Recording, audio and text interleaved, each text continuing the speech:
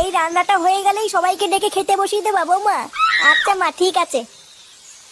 মা, মা, এই বাঞ্চতটা এখানে কেন এসছে? তুই কার কথা বলছিস?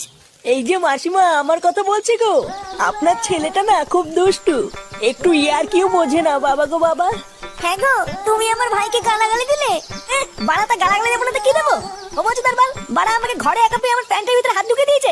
মা গো মা, জামাই বাবু তুমি অত রেগে যাচ্ছ কেন? আমি তো তোমার শুধু একটু সাইজটা দেখছিলাম গো। কি ছিল হোমোচো তার বাল? বাড়ি গিয়ে বাবার সাইজ দেখবি যা। কি সব উল্টো পাল্টা কথা বলছিস তুই? যা বলেছি ঠিকই বলেছি।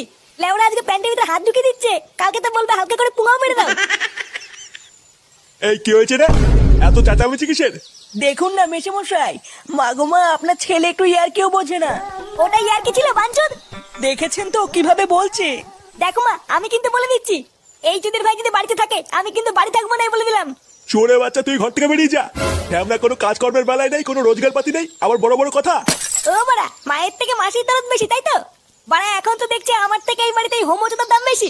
লেওলা যেদিন এই হোমোচোদারা তোমার ধুতির ভিতরে হাত ঢুকিয়ে নেয়ানারি করবে সেদিন বুঝবা বালের এই বাড়িতে আমার কোনো দামই নেই।